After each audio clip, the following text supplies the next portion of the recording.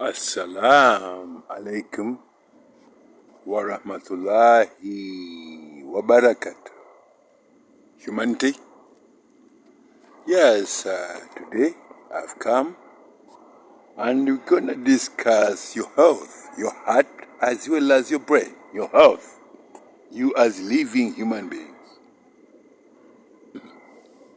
When we talk of health, it's very important that you as an individual realize that you being in good health is something that maybe you have children, or maybe you have children and whatever. If you're a child, then you have parents. But if you're in good health as a parent, your children are very happy too. But if you are if you are unwell as a child, your mother would not be happy, isn't it? So you have to be very, very careful, first of all, to make sure that your brain does not get contaminated with thoughts which are very negative and each thought of each ugly thought in your head. For instance, if you think of anyone, for instance, I'm talking about human beings, because human beings, we are created to live in harmony, peace and harmony. Peace is a currency, is a divine currency, holy divine currency. And harmony too is a holy divine currency. But those two, and love is a holy divine currency. Those three, they kind of they use a scale, is what we're calling a measure. A scale is when you put something on the other, and there's whatever, and you weigh, do you give equal share to you being in good health and and your children and your parents? If you do that, then your health is at its best. Because if you're to dispense to your children good health, their children will dispense their good health to their dad will dispense, and the children will dispense that good health to their grandparents. You see where I'm going? So that way, a society, if you're in a society and you work as people who enjoy the beauty of peace, love, and harmony, every one of you will be very happy. Every one of you will be very, very happy. But while we are discussing this subject of good health, and I started by saying your brain as well as your heart, my creations, I'm going to repeat this. My creations, you are created as individuals, not gangs. You are created as individuals. If you're a woman or you're a girl, you are created the day we took form as a creation. You were an individual. And that being an individual, when you took the Ashahada, the first Ashahada, which is Ashahada Takabir, which you did take before who molded you to be a girl or a boy. That is, he's the most holy glorified Allah. You took that Ashahada between you and Allah. Because that you are an individual. You are in your mother's womb as an individual. And even when you are taking that Ashahada, the mother who carried you did not know that we are at that very moment you are taking Ashahada. So that way, you are an individual and you are responsible to ensure that your brain remains very clean of any stagnant, conjectured ways whereby in modern times men think we are witches, we are doctors, we are this and that, we are all sorts of vulgar. But when it comes that if you are struck down by your own whatever that in your head, that things in your head, because they'll push you down, they pull you down, they throw you on the ground.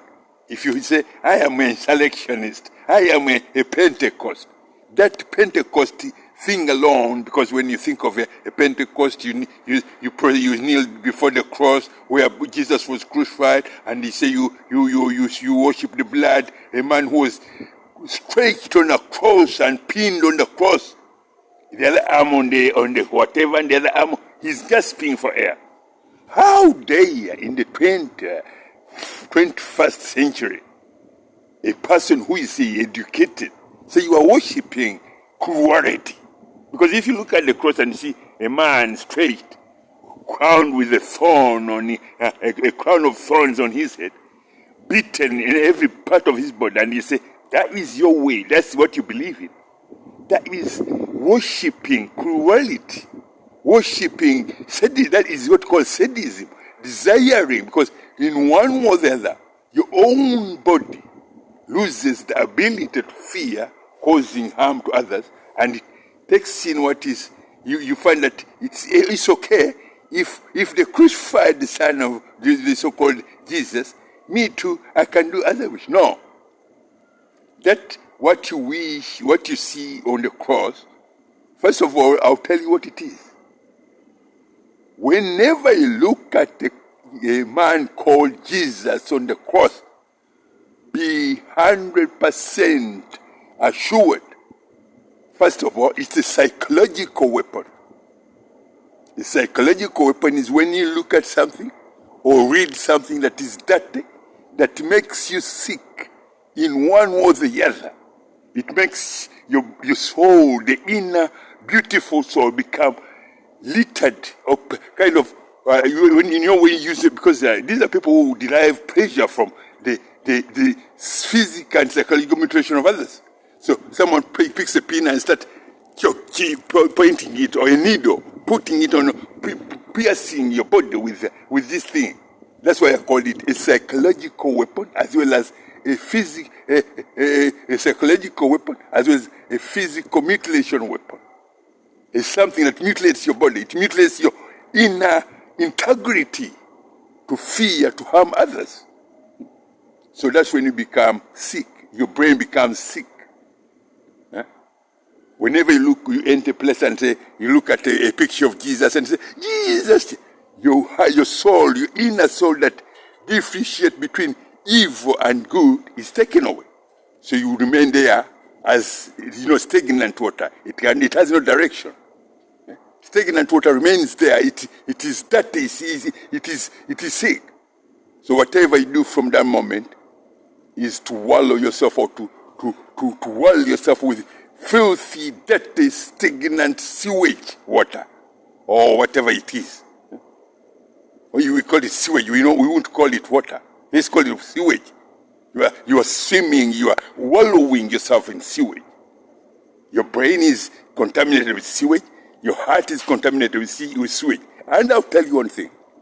Never in your life, because you are responsible for your brain to be okay, to be in the righteous position, never tell a lie to your brain, and never tell a lie to your heart.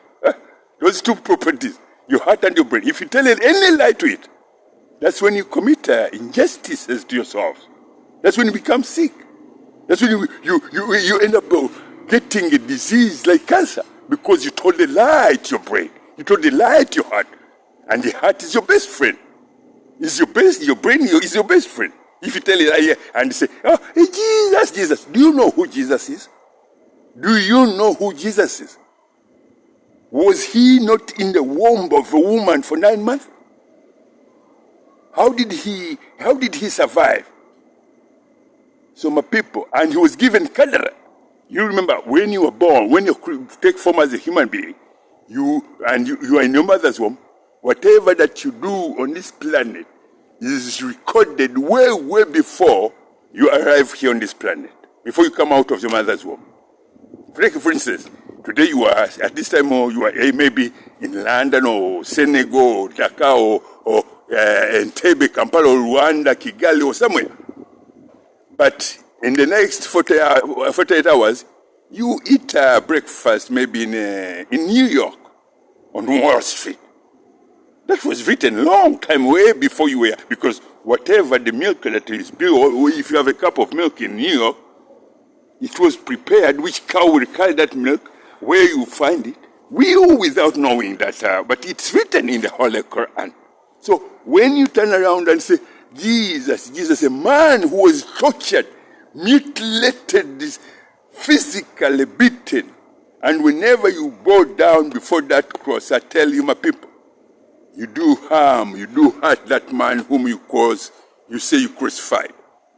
Because it has never taken out of it the records of what mankind have done, that Jesus was killed and he's still there. It's as if it happened yesterday. It's as if it happened 2 hours ago. Whenever you say Jesus, it's as if he's been crucified that very moment. So that way, I tell you, because me, the day I tell men that this is, if you want to confirm, you so-called pastor, get yourself educated. You go to China, ask the Chinese. Every whatever, they have what they call the Tenets of Wisdom, a book which I revealed to them more than 8,000 years ago. And I told them a man will be born, and that man will be crucified, will be mutilated. They waited. Until after 4,000 years, Jesus was born in Jerusalem. When he was born, after 30 years or more or less, he was crucified. But because it's I who prophesied his death and his arrival on this planet, I had to protect him from the pain that he was going through while he was on the cross. With that, what happened is that as soon as Jesus realized that he was about to die, I said to him, don't worry. So they pinned him on whatever, and I put my palms, my arms, the scars of when he was crucified are still visible on this body that are dressed in all the prophets. All the prophets that have ever stood on this planet, they have to use this what? This dress that I always walk in when I'm walking on the planet as a living human being. So I said to him, just take it easy. I descended near the solar system of planet Earth. I placed my left foot on the tallest mountain on this planet, and I placed my right foot in what you call Death Valley. It's found in America. Can you imagine my left foot on top of Mountain Everest, and my right foot in what you call Death Valley? And then with that, I also covered whom we call Jesus with whatever over the rest of me. And I held him and I told him, you're going to feel pain, but that pain will be taken away because these people, they don't know what they're doing. So after a few whatever, they crucified him. He started gasping for air, struggling, and with that, I had to pull his soul out of him. And then I pulled the sun in the sky away from this solar system. So the entire solar system went blank. There was no light for many, many centuries.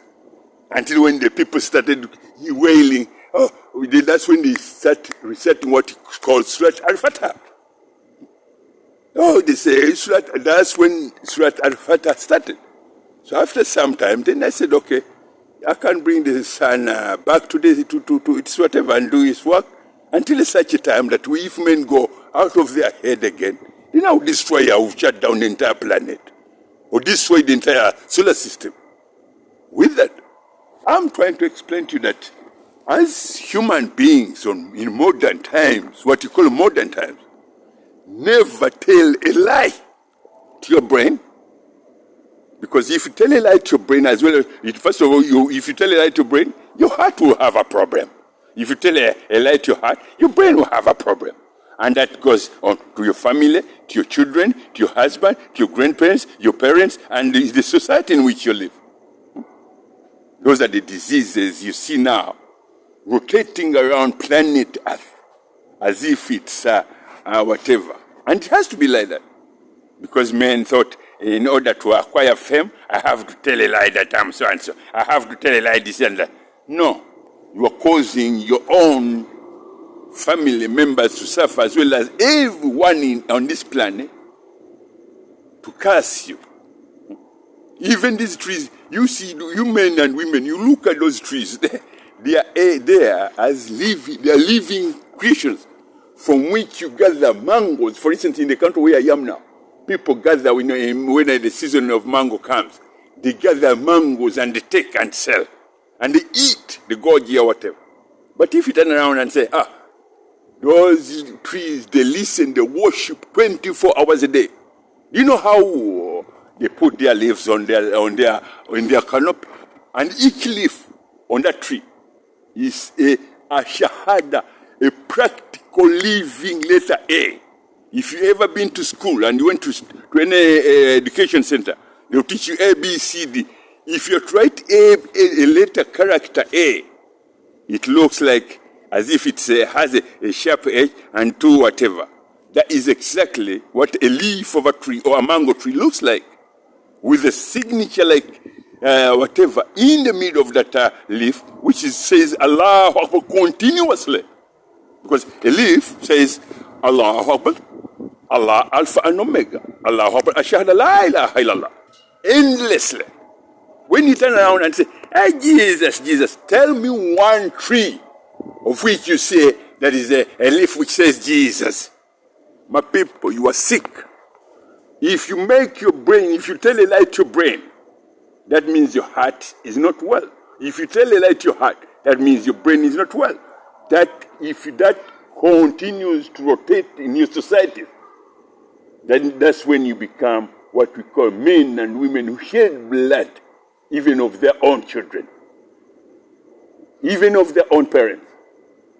So with that, I tell you, my people, we created you as human beings from the most holy, beautiful religion.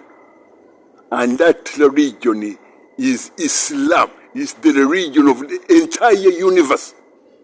It's the religion of the oceans. It's the religion of every drop of water on this planet. And Islam is the religion of every atom in the universe. Islam is the religion of every atom in existence or in the universe. With that, if you are to oppose that, your lungs can, atoms can bear witness. If you say you deny Islam as your true religion, because I will tell you, any air you breathe, prostrates before Allah before it enters your lungs. It does. It doesn't prostrate before Isa, because Isa at one time when he was on the cross, Jesus when he was on the cross, he gasped for air to breathe, because you men, you had crucified him. So the air, or what you call oxygen, whatever, prostrates before Allah and says, Ya Allah, and it enters your lungs, and you breathe in and you enjoy it. But if you say you call on other than He who governs the universe, then my people, you are a people in a very, very whatever. And for that, I came on this planet to warn men that some of you are a people who are not warned. You are a people who are not warned. And your children are in the line of fire. Because in modern times, you people, you use children as weapons. You send them on the front line. Or you say you become witches and you become like children. You go on the front line. I say that is a very, very deadly kind of reckless kind of what do we call it? A kind of trial. You dress saying you a witch. You say I'm a child, and you may baby. They send you on front line. You know what happens? What happens to a baby if a mother throws the baby there and runs away because she's scared of something? Would the baby pick up herself and run? So my people, I don't know what went over your head. What I wanted to tell you that never tell a lie to your brains, your own brain, as an individual. And never tell, because if you do, you'll be telling the same lie to your children, your parents, as well as the entire society. And that way, you become contaminated with diseases that you don't understand how to cure those diseases. Huh? So, that's like an kind advice about health. And your brain as well as your heart. Never in your life, because the brain in your skull is your best friend. And the heart in your chest is your best friend. If you tell it a lie, it will if it becomes ill, nobody else will go in the hospital and be thrown or whatever on what you call a ICU, intensive care unit, intensive care trolley. It will be you, because you told a lie to your heart. So a man who says, a doctor, who have split your chest, to be able to put your heart somehow together. So, my people, I'm just trying to show you that you are a people who are astray. You deviated from the reality, from the truth, and you become things which are worthless to your own bodies. That's why most of you, your bodies succumb to what we call cancer. Your bodies, in the blood cells in your bodies, what you call the white and blood cells, they mutate in an act of suicide, committing suicide, because you tell a lie to your heart. You tell a lie to your brain. And the red and white blood cells region is Islam. So they say, oh, is this person who built this and this and this, tell a lie against and he's fighting Islam? So let's mutate, why? And the entire body is littered with tumors, cancer tumors, in the brain, in the legs, in the blood system. You get leukemia, you get... My people, these are the things what happens when you say you are a witch. And you say, well, I'm a witch, I'm a baby. No. If your mother threw you there, she could run and you wouldn't get anywhere. So my angels will say, look at this bloody sick witch. I'll order whatever the dogs to eat you up, to eat you, to have a meal. So that way, you are all Muslims on this planet. That was an advice about health. Your brain is your responsibility to look after. Don't tell lies to anybody. Don't tell lies to yourself. Don't tell lies to your brain. Don't tell it to your heart.